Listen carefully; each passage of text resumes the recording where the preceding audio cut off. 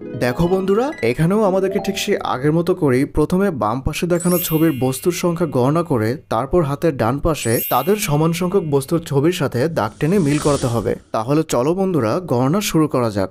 হাতের বামে একেবারে উপরে দেখো গাজরের ছবি দেখানো রয়েছে। তাহলে চলো বন্ধুরা, একসাথে গুণে বের করা যাক এখানে ঠিক কয়টি গাজর রয়েছে। 1 2 3 4 5 6।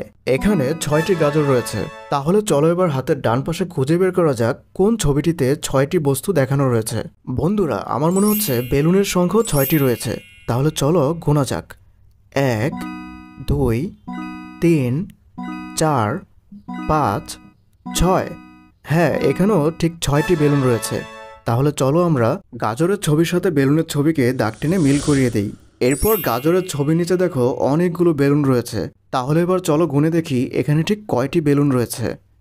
1 2 3 4 5 6 7 8 9।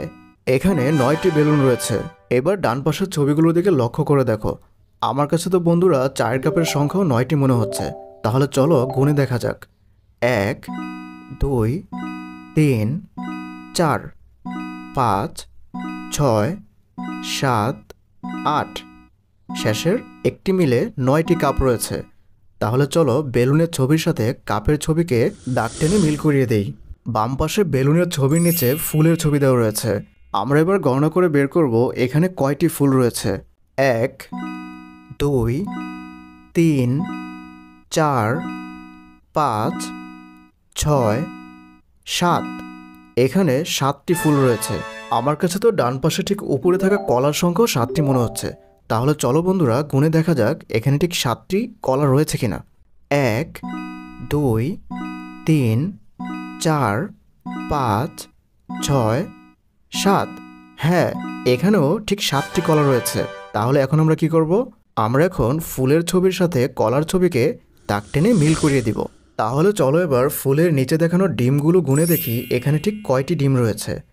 1 2 3 4 5 6 7 8 9 10। এখানে 10টি ডিম রয়েছে। এবার তোমরা তোমাদের হাতের ডান পাশের ছবিগুলোতে লক্ষ্য করে দেখো তো কোথায় ঠিক 10টি বস্তুর ছবি দেওয়া রয়েছে। কি পাচ্ছ না? কোনো সমস্যা নেই, আমি তো পেয়ে গেছি। দেখো, তোমাদের ডান পাশের বক্সের নিচে কলমের ছবি দেওয়া রয়েছে। আর আমার মনে হচ্ছে এখানেও ঠিক 10টি কলম রয়েছে। তাহলে চলো গুনে বের করি